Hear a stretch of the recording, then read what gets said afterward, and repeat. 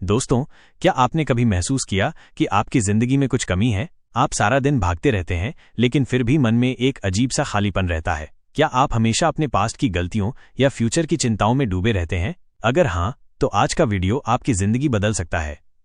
नमस्ते दोस्तों, स्वागत है आपका हमारे चैनल बुकवाला ज्ञान पर, जहां हम दुनिया की सबसे बेहतरीन किताबों की समरी आसान हिंदी में लाते हैं। आज हम बात करेंगे एक ऐसी किताब की जो आपको सिखाएगी कि कैसे आप हर पल को पूरी तरह से जी सकते हैं। इस किताब का नाम है द पावर ऑफ नाउ, जिसे लिखा है एखर्ट टोले ने। इस वीडियो में हम इस किताब के 7 सबसे जरूरी कॉन्सेप्ट्स को समझेंगे, ताकि आप भी अपने मन को शांत कर सकें और असली खुशी पा सकें। तो चलो शुरू करते हैं। सेक्शन 1, प्रेजेंट मोमेंट की ताकत। एक छोटे से शहर में शिखा नाम की लड़की रहती थी। शिखा हमेशा अपने पास्ट को याद करके उदास रहती थी। उसका एक रिश्ता टूट गया था और वो उस दुख से बाहर नहीं निकल पा रही थी। साथ ही उसे अपने फ्यूचर की चिंता सताती थी। क्या मैं कभी सक्सेसफुल बन पाऊंगी? एक दिन उसकी दोस्त ने उसे कहा, शिखा, अपने पास्ट और फ्यूचर को छोड़कर अभी के पल में जीने की कोशिश कर। यही तुम्हारी असली ताकत है। शिखा हैरान थी। अभी के पल में जीना? वो कैसे? यही सवाल द पावर ऑफ नाउ किताब उठाती है। एखर्ट टोले कहते हैं कि हमारी सारी परेशानियां इसलिए हैं क्योंकि हम या तो पास्ट में अटके रहते हैं या फ्यूचर की चिंता करते हैं। लेकिन असली खुशी सिर्फ प्रेजेंट मोमेंट में ही मिल सकती है। कॉन्सेप्ट: प्रेजेंट मोमेंट ही सच्चाई है। पास्ट जा चुका है और फ्यूचर अभी आया नहीं। जो अभी है वही तुम्हारा सच है। मन की चाल: हमारा मन हमें पास्ट और फ्यूचर में भटकाता है, लेकिन हमें उसे कंट्रोल करना होगा। उदाहरण: शिखा ने अपने पास्ट को भूलने की कोशिश की। उसने अभी के पल में ध्यान देना शुरू किया, जैसे खाना खाते वक्त सिर्फ खाने का स्वाद लेना या सैर करते वक्त हवा को महसूस करना। धीरे धीरे उसका मन शांत होने लगा। प्रेजेंट मोमेंट तुम्हारी सबसे बड़ी ताकत है।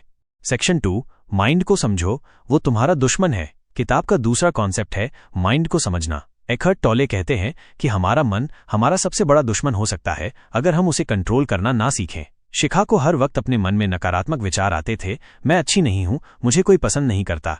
ये विचार उसे और दुखी करते थे। माइंड क्यों परेशान करता है? हमारा मन हमेशा कुछ न कुछ सोचता रहता है। ये हमें पास्ट की गलतियों और फ्यूचर की चिंताओं में उलझाए रखता है। माइंड को कैसे कंट्रोल करें? 1, अपने विचारों को ऑब्जर्व करो। अपने विचारों को बस देखो, उन्हें जज मत करो। शिखा ने अपने नकारात्मक विचारों को देखना शुरू किया, बिना उनसे डर के। 2, गहरी सांस लो। जब मन भटके तो 5 गहरी सांसें लो। शिखा ने हर बार चिंता होने पर गहरी सांस लेना शुरू किया। 3, अभी पर फोकस करो। अपने आसपास की चीजों पर ध्यान दो। शिखा ने अपने कमरे की चीजों को देखना शुरू किया, जैसे पंखे की आवाज, खिड़की से आने वाली हवा।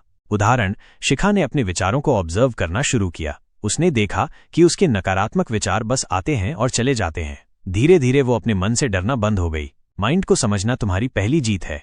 सेक्शन 3, अवेयरनेस, अपने आप को जानो। किताब का तीसरा कॉन्सेप्ट है अवेयरनेस। एखर्ट टोले कहते हैं कि जब तुम अपने आप को पूरी तरह से जान लेते हो तो तुम्हारा मन तुम्हें कंट्रोल नहीं कर सकता। शिखा पहले अपने विचारों में इतनी डूबी रहती थी कि उसे पता ही नहीं था कि वो असल में क्या फील कर रही है। अवेयरनेस क्यों जरूरी है? ये तुम्हें अपने मन से अलग होने की ताकत देती है। जब तुम अवेयर होते हो तो तुम्हें असली शांति मिलती है। अवेयरनेस कैसे बढ़ाएं? 1, मेडिटेशन करो। हर दिन 5 मिनट शांत बैठो और अपनी सांसों पर ध्यान दो। शिखा ने हर सुबह 5 मिनट मेडिटेशन शुरू किया। 2, अपने शरीर को फील करो। अपने शरीर की हर हरकत को महसूस करो। शिखा ने चलते वक्त अपने पैरों की हरकत पर ध्यान देना शुरू किया। 3, अभी के पल में रहो। अपने आसपास की चीजों को देखो, सुनो और महसूस करो। शिखा ने खाना खाते वक्त सिर्फ खाने का स्वाद लेना शुरू किया। उदाहरण: शिखा ने मेडिटेशन की प्रैक्टिस से अपने मन को शांत करना सीखा। उसने अपने शरीर और आसपास की चीजों पर ध्यान देना शुरू किया। इससे उसे असली शांति का एहसास हुआ। अवेयरनेस तुम्हें तुम्हारी असली ताकत से जोड़ती है।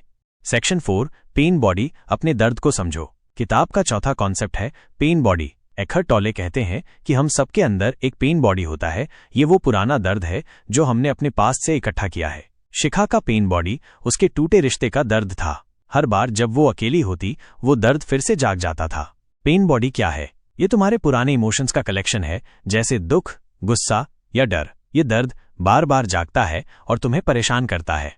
पेन बॉडी को कैसे हैंडल करें? 1, उसे पहचानो। जब तुम्हें गुस्सा या दुख फील हो तो समझो कि ये तुम्हारा पेन बॉडी है। शिखा ने अपने दुख को पहचानना शुरू किया। 2, उसे ऑब्जर्व करो। अपने दर्द को बस देखो, उससे लड़ो मत। शिखा ने अपने दुख को बिना जज किए देखना शुरू किया। 3, उसे जाने दो। गहरी सांस लेकर अपने दर्द को रिलीज करो। शिखा ने अपने दर्द को जाने देना सीखा।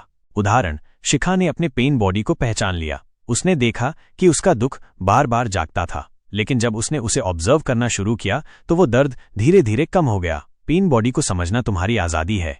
सेक्शन 5 एक्सेप्टेंस जो है उसे स्वीकार करो। किताब का 5वां कॉन्सेप्ट है एक्सेप्टेंस। एकहर्ट टोले कहते हैं कि जो कुछ भी अभी है उसे स्वीकार करना सीखो। शिखा पहले अपनी जिंदगी से नाराज रहती थी। उसे लगता था कि उसकी जिंदगी में सब कुछ गलत है, लेकिन जब उसने एक्सेप्टेंस सीखा तो उसका मन हल्का हो गया।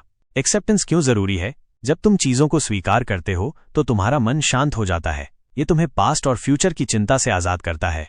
एक्सेप्टेंस कैसे करें? एक जो है उसे हाँ कहो, अपनी सिचुएशन को स्वीकार करो। शिखा ने अपनी जिंदगी को हाँ कहना शुरू किया। 2 लड़ना बंद करो, अपनी परेशानियों से लड़ने की बजाय उन्हें स्वीकार करो। शिखा ने अपनी नौकरी की परेशानियों को स्वीकार किया। 3 शांत रहो, सिचुएशन को बदलने की कोशिश मत करो, बस शांत रहो। शिखा ने हर सिचुएशन में शांत रहना सीखा। उदाहरण, शिखा ने अपनी जिंदगी की हर सिचुएशन को स्वीकार करना शुरू किया। उसने अपनी नौकरी की परेशानियों को बदलने की कोशिश छोड़ दी। इससे उसका मन हल्का हो गया। एक्सेप्टेंस तुम्हें शांति देता है। सेक्शन 6 ईगो को छोड़ो, असली आजादी। किताब का 6वां कॉन्सेप्ट है ईगो को छोड़ना। एकहर्ट टोले कहते हैं कि हमारा ईगो हमें हमेशा परेशान करता है। ईगो वो है जो हमें लगातार दूसरों से बेहतर दिखने की कोशिश करवाता है। शिखा को लगता था कि उसे हमेशा सबसे अच्छा दिखना चाहिए, नहीं तो लोग उसे पसंद नहीं करेंगे। ईगो क्या है? ईगो वो है जो तुम्हें लगातार दूसरों से कंपेयर करवाता है। ये तुम्हें लगातार पास्ट और फ्यूचर में उलझाए रखता है। ईगो को कैसे छोड़ें? 1 खुद को कंपेयर मत करो, दूसरों से कंपेयर करना बंद करो। शिखा ने दूसरों से कंपेयर करना छोड़ दिया। 2 अपने आप को स्वीकार करो, जैसे हो वैसे खुद को पसंद करो। शिखा ने खुद को स्वीकार करना शुरू किया। 3 सच्चाई में जियो, अपने ईगो को छोड़कर प्रेजेंट मोमेंट में जियो। शिखा ने अपने ईगो को छोड़ दिया। उदाहरण, शिखा ने दूसरों से कंपेयर करना बंद किया। उसने खुद को वैसा ही पसंद करना शुरू किया जैसी वो थी। इससे उसे असली आजादी का एहसास हुआ। ईगो को छोड़ना तुम्हारी सबसे बड़ी जीत है। सेक्शन 7 माइंडफुलनेस, हर पल को जियो। किताब का आखिरी कॉन्सेप्ट है माइंडफुलनेस। एकहर्ट टोले कहते हैं कि माइंडफुलनेस का मतलब है हर पल को पूरी तरह से जीना। शिखा पहले अपने फोन में डूबी रहती थी। वो अपने आसपास की चीजों पर ध्यान ही नहीं देती थी, लेकिन जब उसने माइंडफुलनेस सीखा तो उसकी जिंदगी बदल गई। माइंडफुलनेस क्यों जरूरी है? ये तुम्हें हर पल को एंजॉय करना सिखाता है। इससे तुम्हारा मन शांत रहता है और तुम ज्यादा खुश रहते हो। माइंडफुलनेस कैसे प्रैक्टिस करें? 1 अपने आसपास पर ध्यान दो, अपने आसपास की चीजों को देखो, सुनो और महसूस करो। शिखा ने सैर करते वक्त पेड़ों को देखना शुरू किया। 2 फोन को दूर रखो, हर दिन कुछ देर के लिए फोन को दूर रखो। शिखा ने खाना खाते वक्त फोन दूर रखना शुरू किया। 3 हर काम को ध्यान से करो, जो भी करो उसे पूरा ध्यान देकर करो। शिखा ने चाय पीते वक्त उसका स्वाद महसूस करना शुरू किया। उदाहरण, शिखा ने माइंडफुलनेस की प्रैक्टिस से हर पल को जीना सीखा। उसने अपने आसपास की छोटी छोटी चीजों को एंजॉय करना शुरू किया। इससे उसकी जिंदगी ज्यादा खूबसूरत बन गई। माइंडफुलनेस तुम्हारी खुशी की चाबी है।